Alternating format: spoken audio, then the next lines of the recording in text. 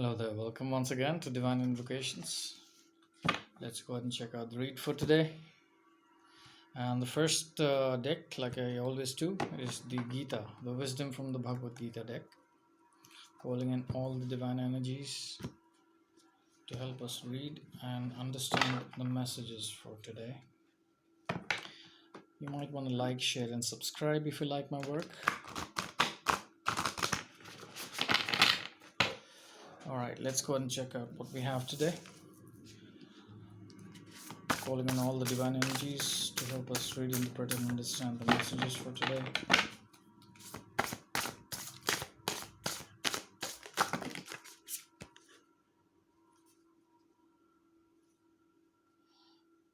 That's too many. Sorry.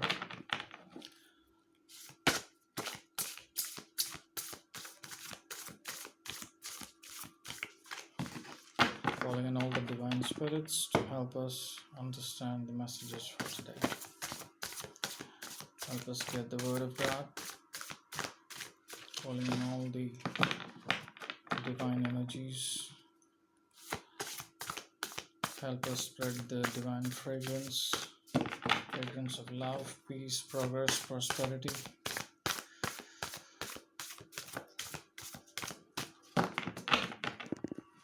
I hope you guys are doing well wherever you are.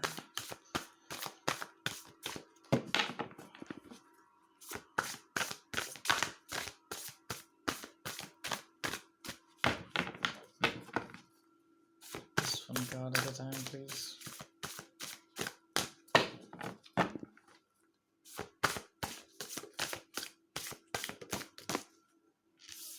Okay, I have the first one. Two more cards, please.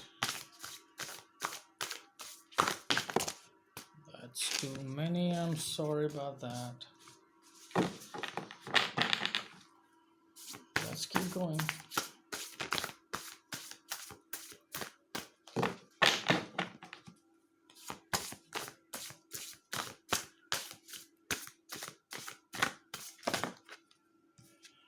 Okay.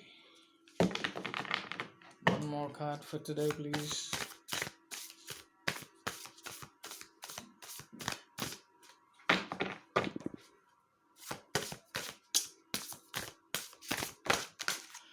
Okay, I have three altogether. Great. Let's get started. The first card is Material Elements, which shows all the forms of Goddess Lakshmi. Second card is Sacrifice, which shows Lord Ganesha. And the third card is the Burning Fire, which has Lord Shiva and Lord Ganesha. Let's quickly read out the verse from the first card. That's the Material Elements. This is from Bhagavad Gita chapter 7 verse 4. Bhumir apunalo vayu kham manobuddhir ivacha ahamkar triyam me bhinna prakritir ashtada. This means my material nature is made up of 8 separate energies: earth, water, fire, air, ether, mind, intelligence, and false ego. The picture depicts the forms of Goddess Lakshmi. So it also talks about there are 8 forms of God, and the 8 forms are, in fact, there are energies from which we are created, which is the elements, you can say: earth, water, fire. Then we have air, ether, mind, intelligence, and false ego. So whatever we associate to is association to our spiritual goal and spiritual realization, because we have seen the reflection of the divine when we were born. So every experience, everything that we are looking at, or every sense engagement is a higher calling for spiritual evolution. So how do we spiritually evolve is something that we go through the motions of being an individual soul in this macrocosmic phenomenon. But the whole point is, right from the point we are born, we start to imbibe energies, we start to imbibe people's thought, concepts, ideas, or we start to perceive reality in different ways.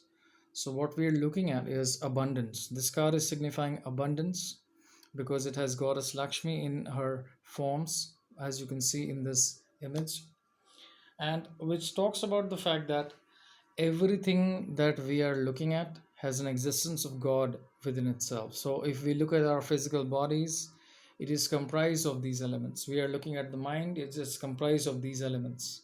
What are these elements? Earth, water, fire, air, ether, mind, intelligence, and false ego. So, whatever we are associating to is a false ego, because that's, in fact, that's the foundation for us to understand our spiritual life. Because people think that if we are identifying ourselves with our ego, we will never be able to experience God in a way that can be interpreted to be true to a few people. But that's not the way it is, because our existence is our ego itself, and our ego itself is Maya, or the illusion. So how do we dissolve this into something more uh, deep? Is something which is an inner journey. It is something which is personal. It is something which belongs to you as a person. So understand that abundance is something which is either coming your way, or you are with abundance at this current moment. Now, abundance does not necessarily always signify wealth. Abundance could be spiritual abundance, abundance in joy, abundance in anything which is of a positive nature. That's what essentially abundance is. So, very interesting card to get started with. Second card is sacrifice, which shows Lord Ganesh. Let's go and read out the verse. This is from Bhagavad Gita, chapter 3, verse 9, which says, Yajnarthat karmano yatra lokoyam karma bandhuna tad artham karma kaunteya mukta sangha samchara. This means any action that is not performed as a sacrifice to God is a source of bondage to this material world. Therefore, carry out your prescribed duties as a sacrifice, remaining unattached to the results. A very interesting movement into the second card. First is abundance. So, in the course of our lives, if we receive abundance in any form, what happens? We try to associate ourselves with that abundance to a level that we get attached to it. Like, for example, you get into a relationship with somebody, and the way you receive that joy and pleasantness of meeting a new person, we at times associate ourselves with that individual so much that we get emotionally attached to that person, and that's where, at times we become very vulnerable. So this card is talking about sacrifice. This card is talking about any situation or event which happens in our lives, we need to associate and dissociate. So understand the meaning of what it means. Association and dissociation means an event triggers a sense of association, but it is not showing something which is, you know, false. It's a clear thought or a concept that you have, that you want to associate yourself to a situation in such a way that you are into the situation and yet not attached to it, or you are out of that situation at the same time. So it's just like I need to meet a friend, and I go along, and there's another friend who joins me. So the third person who has decided to join me has joined me just because he is fulfilling a small requirement that he needs to be present there. So this is how it is. At times we need to fill in for people. At times we need to take ownership of what we do. But at all times, what we must do is learn to sacrifice and not get attached to any form of worlds, be it materialistic, or world of people's consciousness, or anything which relates to attachment.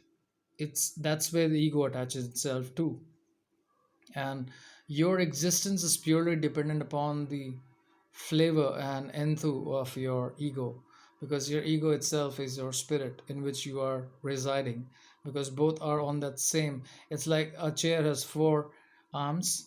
Two of the arms are the ego, and two of the arms are spirit. Your existence cannot be imagined without any of those arms missing. So understand the simple fact that your association with ego is not incorrect. My association with my ego is not incorrect. But when I get attached to things, people, objects, places, anything, even emotions, that's something which has to be avoided, which has to be sacrificed. So Ganesha is about auspiciousness. He's about prosperity. So all positive signs are on the way. You can see Goddess Lakshmi is blessing with abundance, and then you have an amazing uh, energy of abundance from Ganesha. But he is asking you for a favor. He's asking you to remember that there are sacrifices which needs to be made. All right. So when you make sacrifices, you evolve in certain ways. And in the process of doing it, your consciousness moves to higher realms of your own created form of reality. So if you believe in the ultimate reality or not, that is something which is of a belief system. I do not mean to question that, but you tend to frame your own reality when you associate your life with things, but at the same time you have the power to move away from situations at times and not get attached to them.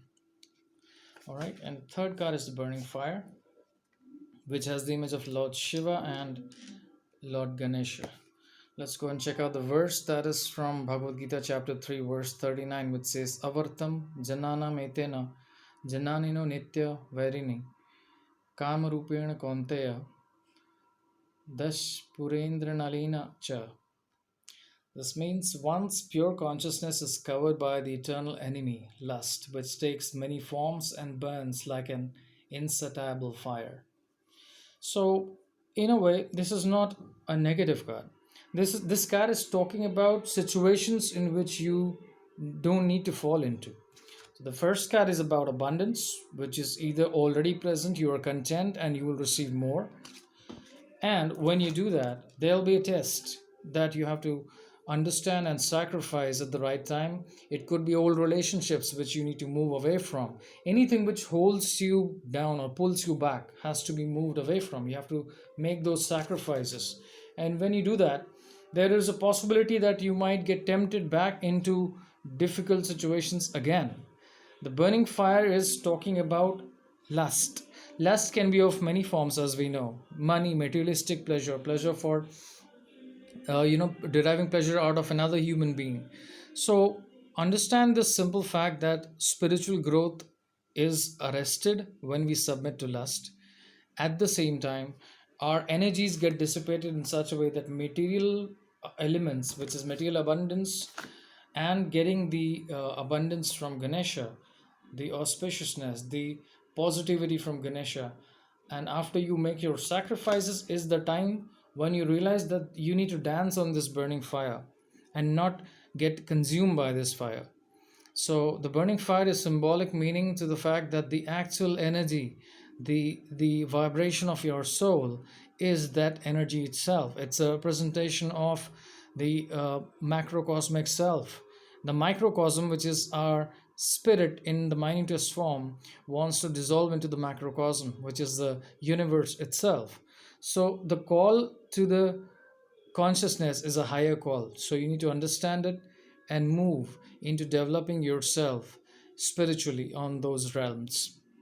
So overall, a very nice spread, and I can understand that positivity and abundance is something which is definitely on the way.